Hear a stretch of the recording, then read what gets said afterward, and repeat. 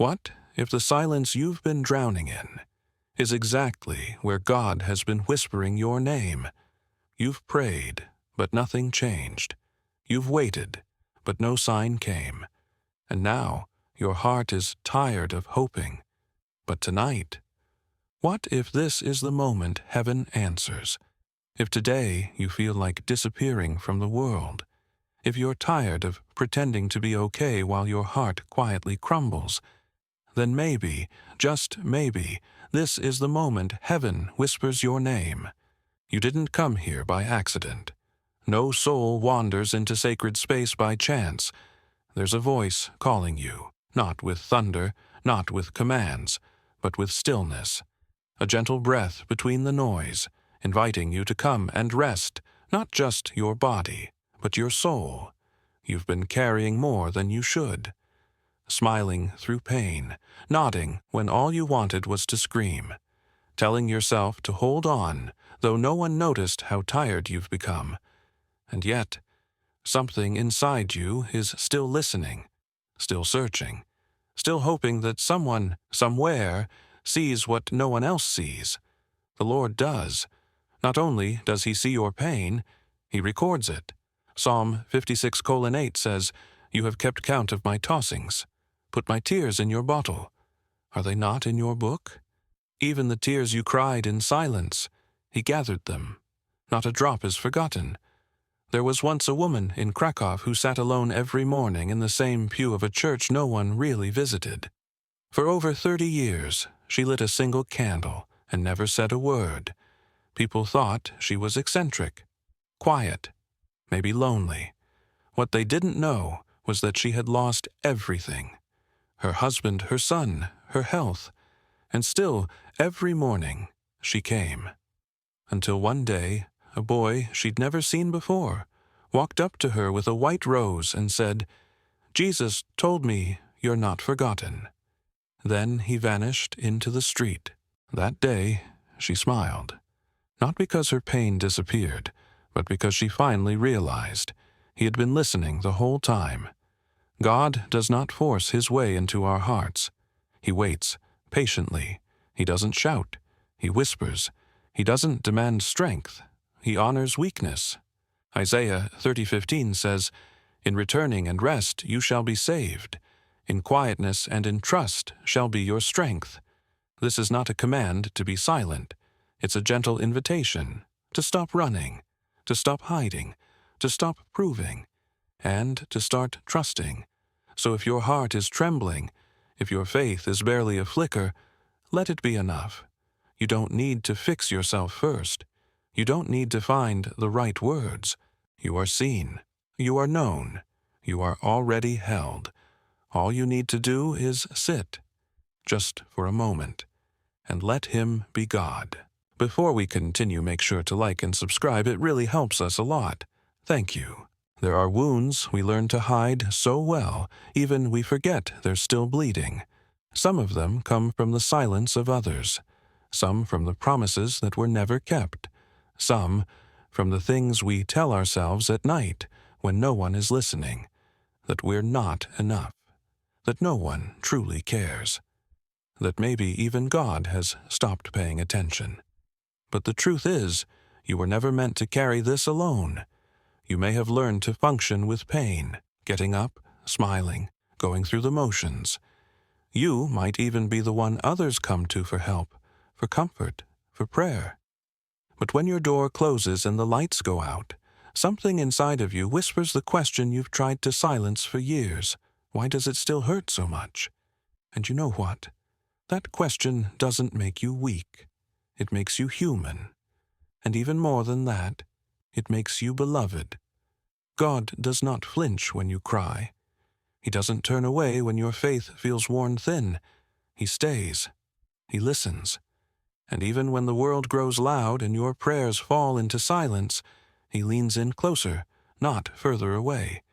In Isaiah 63:9, it is written, "In all their suffering, He also suffered, and He personally rescued them." The Lord does not watch from a distance. He enters into our suffering.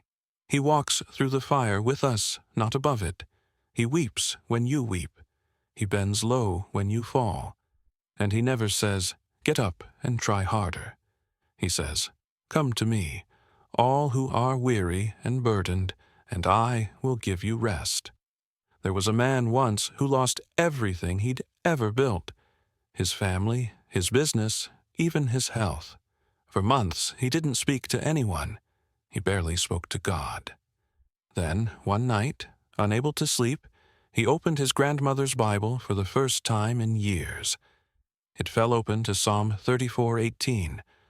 "The Lord is close to the brokenhearted and saves those who are crushed in spirit." He didn't say anything. He just held the page against his chest and cried. The next morning, he walked outside for the first time in weeks, and for the first time in longer than he could remember. He felt like he could breathe again. Healing doesn't always begin with answers. Sometimes it begins with honesty. And when you finally say, "God, I'm hurting," something holy happens. Not because your pain disappears, but because it's no longer just yours to carry.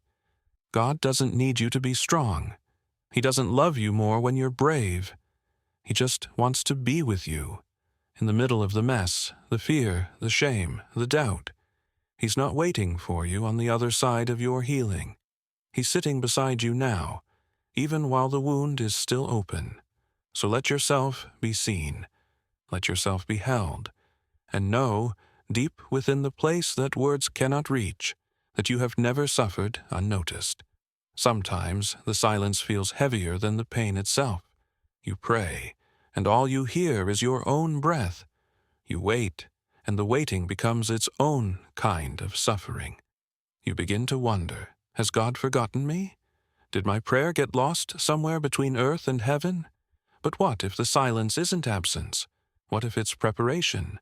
In Jeremiah 29:11, God speaks not with urgency, but with assurance. "For I know the plans I have for you," he says, "plans to prosper you and not to harm you, plans to give you hope and a future." He doesn't say, "I might." He says, "I know," and that knowing, it's not passive. It's active. It's alive. It's already unfolding, even in the places where you see nothing. You may be standing in a season of silence, but that does not mean God is not speaking. He just may be speaking in ways that require stillness to hear. A stranger's kind smile. A passage that lingers longer in your heart than usual. A moment of peace in the middle of your chaos that has no explanation, but grace. These are not coincidences. They are markers, gentle signs that you are not forgotten. There was a widow once in a small town who had lost her husband and her only child in the same year. She stopped attending church, stopped opening her Bible, not out of anger, but numbness. Then one night, she had a dream of her son holding a candle in a dark room. He didn't speak. He just looked at her, calm and quiet, and pointed toward a door. When she woke up, her heart was pounding. For the first time in months, she prayed, not with words, but with tears. That same morning, she received a letter in the mail from a friend she hadn't spoken to in years. It read, "I don't know why, but God put you on my heart last night. I just wanted you to know you're not alone." That was her sign. Maybe yours won't look the same. Maybe it will be smaller. Maybe it's already happened and you missed it, because you were expecting something louder, something dramatic. But God isn't always in the earthquake. He isn't always in the fire. Sometimes, as in 1 Kings 19:12, he comes in the whisper. A still, small voice. So small, you have to stop everything to notice it. But once you do, you'll never be able to unhear it. That's how God works. Quietly, faithfully, constantly. Not in bursts of fireworks, but in the soft glow of a candle that never goes out. If you've been waiting for a sign, maybe this is it. Not the resolution of your struggle, but the reminder that you are not alone in it. Not the answer to every question, but the voice that says, "Keep walking. I'm right here." The promise hasn't changed. It has never been revoked. It doesn't depend on how strong your faith feels today. It depends only on how faithful He is. And He is, always, my beloved child. You don't have to pretend anymore. Not here, not with me. I've seen the weight you've been carrying, the nights you stayed awake, staring at the ceiling, wondering if anything would ever change. I've heard the prayers you whispered under your breath, the ones even you weren't sure I would answer. I've watched the way you keep moving forward, even when your heart feels too heavy to lift. And I want you to know I was there for all of it. Not just in the good moments, not only when your faith felt strong.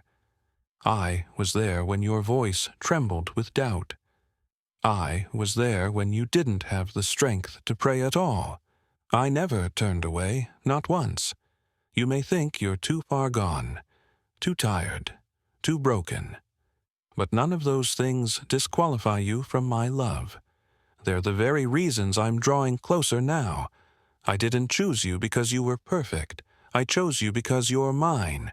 Because even in your weakness, even in your silence, your soul still calls out to me. And I will never ignore that call. There is nothing you have done that I cannot forgive. Nothing you carry that I cannot lift. And no part of your story I cannot redeem. You do not need to come to me, cleaned up, fixed, or flawless. I want you as you are, raw, honest, tired, unsure. Because it's not your strength that moves my heart. It's your surrender. I know the thoughts you've had, the ones you're ashamed to speak out loud, the times you wondered if I was real or if I cared. And yet, I never left. Isaiah 49:16 says, "See, I have engraved you on the palms of my hands. Your name, yes, yours, is carved into me. It cannot be erased, not by time, not by doubt, not even by your fear. I know it's been hard to trust. I know the world has taught you to protect yourself, to stay guarded, to expect disappointment. But with me, you don't have to be afraid. I will not wound you. I will not abandon you. I will never grow tired of you. Even now, I am restoring what was lost, quietly, gently, in ways you cannot yet see. You may not feel ready. That's all right. You don't have to be. Just open your heart, just a little, and let me come close. Let me sit beside you in the silence. Let me hold what you've been too afraid to let anyone else touch. I won't let it break you. There's still beauty left in your story, more than you know, and I will walk with you every step until you can see it too. I'm not waiting for you to reach me. I've already come for you, and I'm not leaving. Lord, there are no perfect words I can offer you right now. Only this moment, only this breath, only this heart worn and raw and trembling but still beating. I don't come to impress you. I don't come to explain myself. I come simply because I've run out of places to hide. I've run out of strength to carry this alone. And I think maybe that's exactly where you've been waiting for me. So I offer you everything. Not the polished version, not the one I show to others. I give you the real version, the restless thoughts, the regrets that haunt me at night, the ache of unanswered questions, the silent fear that I've already missed too many chances. I place them all at your feet, not because I know what will happen next, but because I know you are still here. God, if you are rebuilding something within me, please don't rush. Take your time. Rebuild it the way you always intended. Not the way I planned it, not the way I tried to force it to be, but in the way only you, who sees the whole picture, could ever imagine. Help me to stop running from my own healing. Help me to rest, even if I don't yet feel at peace. Help me to trust, even if trust is the slowest thing returning to my life. And most of all, help me to hope again. Not in some distant dream, but in the quiet assurance that you are already at work, here, now, within me. Let the places I thought were beyond repair become sacred ground. Let the pain I buried deep become the soil where something new begins to grow. Let the memories that once crushed me become reminders that I survived, and that you never left my side. Lord, there are no perfect words I can offer you right now. Only this moment. Only this breath. Only this heart, worn and raw and trembling, but still beating. I don't come to impress you. I don't come to explain myself. I come simply because I've run out of places to hide. I've run out of strength to carry this alone. And I think maybe that's exactly where you've been waiting for me. So I offer you everything. Not the polished version, not the one I show to others. I give you the real version, the restless thoughts, the regrets that haunt me at night, the ache of unanswered questions, the silent fear that I've already missed too many chances. I place them all at your feet, not because I know what will happen next, but because I know you are still here. God, if you are rebuilding something within me, please don't rush. Take your time. Rebuild it the way you always intended. Not the way I planned it, not the way I tried to force it to be, but in the way only you, who sees the whole picture, could ever imagine. Help me to stop running from my own healing. Help me to rest, even if I don't yet feel at peace. Help me to trust, even if trust is the slowest thing returning to my life. And most of all, help me to hope again. Not in some distant dream, but in the quiet assurance that you are already at work, here, now, within me. Let the places I thought were beyond repair become sacred ground. Let the pain I buried deep become the soil where something new begins to grow. Let the memories that once crushed me become reminders that I survived, and that you never left my side. I won't ask you to remove every burden. I won't even ask you to fix everything today. All I ask is this: walk with me. Speak when I'm silent. Hold me when I'm tired. Stay with me through the long night until morning comes, even if it comes slowly.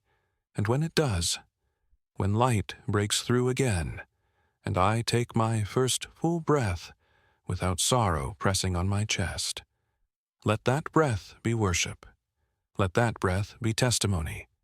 Let that breath be the beginning of a life lived not in fear, but in freedom. I trust you, Lord, not because I understand everything, but because even when I was silent, you still came. Even when I gave up, you still stayed. Even now, you are holding me, and that is enough. Amen.